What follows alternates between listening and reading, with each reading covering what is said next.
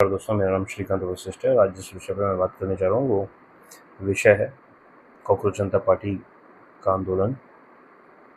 जिस तरीके से इस आंदोलन को बढ़ावा दिया गया है, ये बहुत से प्रश्न उठाता है। चलो इसको शुरुआत से समझने की कोशिश करते हैं कि ये आंदोलन किस तरीके से हुआ, कैसे अचानक से ये आंदोलन इतना बड़ा हो गया और ऑल ऑफ सडन ये जिसको कोई जानता तक नहीं था, वो खुद कह रहा है कि मुझे कोई जानता तक नहीं था, वो इतना बड़ा व्यक्ति कैसे बन गया। और क्या वो सच में बड़ा बना या उसके पीछे कुछ लोगों ने बड़ा बनने की कोशिश की। रातों रात एक पार्टी खड़ी होती है, कॉकरोच जनता पार्टी, एक जंजीस के मुद्दे पर, जिसमें एक जज ने एक स्टेटमेंट दे दिया। उस स्टेटमेंट के बेसिस पर एक पार्टी बनाई गई, एक पार्टी, उस व्यक्ति का एक फेस सामने ला दिया गया कि इस व्यक्ति ने एक पार्टी बना दी है और एक रात में 90 लाख के आसपास सब्सक्राइबर्स आ गए। ये शुरुआत है। मैं कहता हूँ 3 दिन में भी 90 लाख सब्सक्राइबर होना आसान नहीं है एक ऐसे व्यक्ति के लिए जिसको कोई जानता तक नहीं है। यहाँ से अब आगे चलते हैं। इसके बाद नीट के पेपर लीक होते हैं और उसमें काफ़ी प्रोटेस्ट लोग करना शुरू कर देते हैं। काफ़ी लोगों ने आवाज़ भी उठाई। बहुत लोगों का, बच्चों का करियर ख़राब होने की भी बात हुई इसमें। और अब ये 90 लाख प्रोटेस्ट, जो 90 लाख सब्सक्राइबर्स और जो इनके साथ जुड़े थे डिफरेंट चैनल्स पर, चाहे वो यूट्यूब हो, इंस्टाग्राम हो, ये 90 लाख फॉलोअर्स को टर्न आउट करने की बारी थी। अब ये 90 लाख जेन्युइन थे नहीं थे वो अलग बात है, जो कि लग तो रहा नहीं है कि जेन्युइन थे। अब हुआ क्या, इस व्यक्ति ने नीट के लिए आकर प्रोटेस्ट करना शुरू किया ऑल ऑफ सडन। इसके सारे काम ऑल ऑफ सडन हो रहे हैं। मैं ये नहीं कहता हूँ कि नीट के लिए या पेपर लीक के लिए प्रोटेस्ट करना नहीं चाहिए। आएंगे उस मुद्दे पर कि इसने किस तरीके से प्रोटेस्ट को किया है। इसने प्रोटेस्ट करना शुरू किया नीट के मुद्दे पर और वो एक मुद्दा वैलिड था, लेकिन इसकी इंटेंशंस प्योर नहीं थी। इसकी पॉलिटिकल इंटेंशंस थी, इसकी नहीं, इसके पीछे जो लोग बैठे हैं जिन्होंने काम करने की कोशिश की उन। अब यहाँ पे इस प्रोटेस्ट के अंदर कितने तरीके के लोग इन्वॉल्व। एक वो वर्ग जो एक्चुअल में चाहता है कि देश में अराजकता हो, वो इस प्रोटेस्ट में शामिल हुए। एक वो इनोसेंट वर्ग जो सच में ही त्रस्त है पॉलिटिकल डिसीजन से, इस कुछ हद तक करप्शन से, वो अपने सेंटीमेंट में बह गया क्योंकि फेक नैरेटिव वो इतना बड़े तरीके से स्प्रेड आउट किया गया है। ऑल ऑफ सडन ये सारी प्रॉब्लम्स भारत देश में होने लग गई। पिछले जो 15 साल में नहीं हुई, वो 1-2 महीने में अचानक से बहुत सारी प्रॉब्लम्स को दिखाई देने लगी और ये नैरेटिव फैलाना शुरू कर दिया। तो इसमें एक तबका वो भी है जो परेशान है, कुछ मुद्दों में परेशान है, एजुकेशन के लिए परेशान है, हेल्थ केयर के लिए परेशान है परेशान। मैं उसको बिल्कुल डिनाई नहीं कर रहा हूँ, लेकिन ऐसे लोगों को नैरेटिव स्प्रेड आउट करके बुलाया गया। इसमें कुछ लोगों को एज अ सिंबल यूज किया गया कि इनके बेटे ने सुसाइड किया है बिकॉज ऑफ नीट एग्जाम, तो इनकी फोटो वहां लगा दी जाए ताकि वो सिंबलाइज हो। और धर्मेंद्र प्रधान का इस्तीफा मांगा गया। मैं ये भी नहीं कहता हूँ कि धर्मेंद्र प्रधान का या किसी भी मंत्री का इस्तीफे की मांग नहीं की जानी चाहिए। भाई जवाबदेही सबकी होनी चाहिए। नीट के पेपर में जो लीक हुए थे या फिर और भी बहुत सारे ऐसे पेपर लीक हुए हैं, वो उसकी जवाबदेही होनी चाहिए। लेकिन आपने प्रोटेस्ट किया बहुत मास लेवल पर, आपने इस्तीफा मांगा। क्या इस्तीफा मांगने से सब कुछ रिजोल्व हो जाएगा, सब कुछ सही हो जाएगा? अगर वो इस्तीफा कर भी दे तो क्या सब कुछ सही हो जाएगा? उसके बाद कोई और मंत्री नहीं आएगा? ये कोई नैरेटिव धर्मेंद्र प्रधान के इस्तीफे की नहीं थी। ये नैरेटिव थी कि देश में युवाओं को जोड़कर अराजकता फैलाई जाए। इसमें बहुत इनोसेंट लोग भी हैं इन्वॉल्व, जिनको नहीं पता है कि उनको यूज किया जा रहा है इनके नैरेटिव वॉरफेयर के अंदर, और एक तरीके का प्रोटेस्ट क्रिएट किया जाए, मैसिव मास प्रोटेस्ट क्रिएट किया जाए, इसकी कोशिश की गई। और ये कोशिश चलती रही।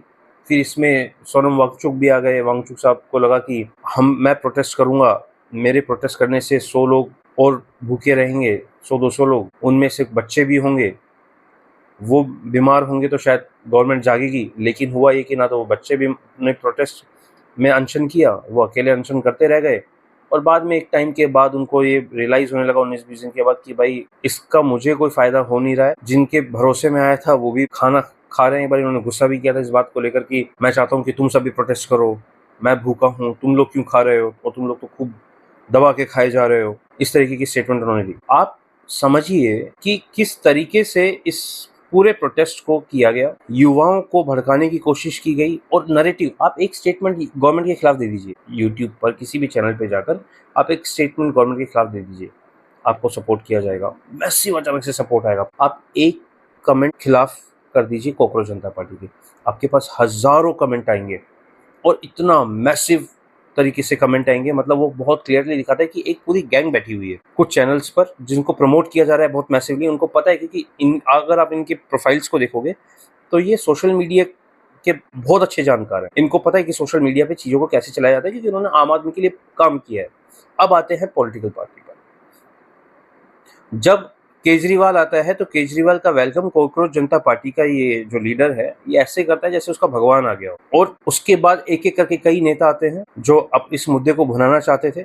उन नेताओं का भी स्वागत इसने बहुत अच्छे से, जैसे कि उन नेताओं ने कभी कोई गलती नहीं की जीवन में, वो दूध के धुले हैं, सिर्फ बीजेपी गवर्नमेंट ही खराब है। ये साफ दिखाता है कि इनोसेंसी का मुखौटा पहनकर गवर्नमेंट की कुछ कमजोरियों को पकड़कर, कुछ कमजोरियां उनको पकड़कर एक मास प्रोटेस्ट क्रिएट किया जाए, कुछ इनोसेंट लोगों को इन्वॉल्व कराकर थ्रू सोशल मीडिया, वो फेक नैरेटिव्स। आप सोशल मीडिया पर फेक नैरेटिव स्प्रेड आउट कर रहे हैं क्योंकि आप सोशल मीडिया चैंप हो, आपको पता है कि आपको किस तरीके से नैरेटिव वॉरफेयर लड़नी है, जिसमें आप धुरंधर हो इस वक्त, और आपने वो काम किया। अब बात करते हैं उन इनोसेंट लोगों की जो परेशान थे गवर्नमेंट की पॉलिसी से, कुछ हद तक ये लीक, पेपर लीक से। तो आप लोग को यूज कर ही ये पूरा प्रोटेस्ट रचा जा रहा है। और एक और वर्ग है इसमें, यूट्यूब वर्ग। ये क्या कर रहा है यूट्यूब वर्ग? ये आ रहा है कि हमें यहाँ पे व्यूज मिल जाएंगे।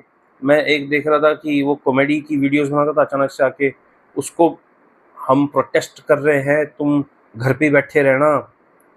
अरे भाई, ना तेरे को दायां पता है ना तेरे को बायां पता है, तू जाके बस वहाँ खड़ा हो गया क्योंकि तेरे को वो चांस लग रहा है कि इतने बड़े मैसिव प्रोटेस्ट में मेरे को और व्यूज़ मिल जाएंगे। फिर आप मीडिया भी देखोगे जो वहाँ पे उसको फॉलो कर रही है, वो लोग ज़्यादा हैं जो शुरुआत से 2014 के बाद या 2015-16 के बाद से ही एनडीए गवर्नमेंट के खिलाफ हैं। उनको एक अच्छा मौका मिल गया। तो यानी कि पूरी एक गैंग यहाँ पर इकट्ठी हो गई कि किसी तरीके से एनार्की क्रिएट की जाए देश के अंदर, और इस प्रोटेस्ट को और बढ़ावा दिया जाए और एक सेंटीमेंट क्रिएट कर दिया जाए उन इनोसेंट लोगों के लिए जो जिन्होंने कुछ हद तक सफर किया है, ताकि वो प्रोटेस्ट में बढ़ चढ़कर हिस्सा लें और उनको यूज कर हम ये दिखाएं कि युवा, पूरे देश का युवा, मतलब अभी ये जनरलाइज करने की बात कर रहे हैं उस 1% या कुछ 0.% लोगों को लेकर, कि इन लोगों की के साथ जो हुआ है वो पूरे देश का युवा ऐसा समझता है, और देश को, युवाओं को अट्रैक्ट करके वो काम किया जाए। आप लड़ो, करो प्रोटेस्ट, आप प्रोटेस्ट करने में कोई, लेकिन किस मंशा के साथ आप ये नैरेटिव रच रहे हो, ये, और आप सोशल मीडिया का किस तरीके से उपयोग कर रहे हो। आज कोई भी एक व्यक्ति इनके खिलाफ बोले, उसके खिलाफ 100 कमेंट आएंगे। आपने नहीं देखा कि नरेंद्र मोदी ने क्या किया? मोदी भक्त हो, मंदिर में तुमने ये कह दिया, मंदिर में चोरी हुई तो क्या हुआ? मतलब अगर एक गलती सामने वाला कर रहा है तो उसकी गलती को गलती नहीं मानेंगे लोग। ये क्या करेंगे, 100 गलतियां कहीं कहीं से ढूंढ के लेकर आएंगे और उसको बताना शुरू कर देंगे। ये है नैरेटिव वॉर, जो कि ये बहुत अच्छे से लड़ रहे हैं। और कहीं ना कहीं गवर्नमेंट का इसमें बहुत, कई बार मौके पे मैंने देखा है कि एनडीए गवर्नमेंट का नैरेटिव वॉर्स में बहुत बड़ा फेलियर है। अब गवर्नमेंट को भी सोचना होगा कि इस तरीके के नैरेटिव्स को से कैसे लड़ा जाए, और साथ ही साथ ये जितने भी करप्शन के इश्यूज आ रहे हैं, पेपर लीक के इशू आ रहे हैं, इसको बिल्कुल ही बंद करना। इसको मतलब ऐसा नहीं इसको कंट्रोल कर लिया जाए, नहीं, बिल्कुल ही बंद करने के लिए ऐसे कानून, सख्त से सख्त कानून लाए। किसी का इस्तीफा देने से कुछ नहीं होगा, कानून की सख्ती और उसका सख्ती से पालन करना, उनसे चीजें सुधरेंगी।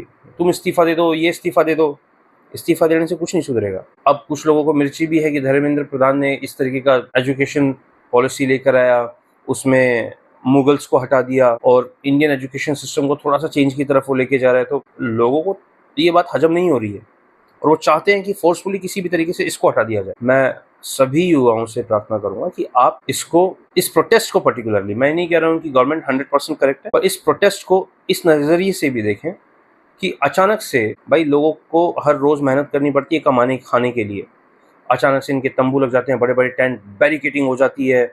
अचानक से एक ऐसा व्यक्ति जिसको कोई नहीं जानता है, उसके लिए बैरिकेटिंग्स हो रही हैं, उसके लिए फंडिंग आना शुरू हो रही है, वहाँ पे हजारों लोगों का खाना बन रहा है। मतलब कहीं से कुछ तो हो रहा है ना, इंटरनेशनल मीडिया में छप रही हैं ये चीज़ें, तो ऐसा कुछ तो है जो आपके हमारे सामने नहीं है, या फिर आप इतने अंधे हो चुके हैं अपनी नफरतों में कि आपको सही और गलत नहीं दिख रहा है। आप बिल्कुल आवाज़ उठाइए, पेपर लीक के खिलाफ आवाज़ भी उठाइए, पर मंत्री के इस्तीफे से आपको इंसाफ नहीं मिलेगा। इंसाफ मिलेगा सख्त कानून इन लोगों के खिलाफ जो पेपर लीक करते हैं और अच्छे एजुकेशन सिस्टम को सपोर्ट की। उसके लिए अगर आपके पास कोई सुझाव हो तो सुझाव दीजिए गवर्नमेंट को कि ऐसा कुछ करना चाहिए एजुकेशन के अंदर। ये प्रोटेस्ट कर कर और एक नैरेटिव का पार्ट बनकर आपको कोई फायदा नहीं मिलेगा, आप में लाठियां ही बांधी जाएंगी। तो इस समझने की जरूरत है। धन्यवाद।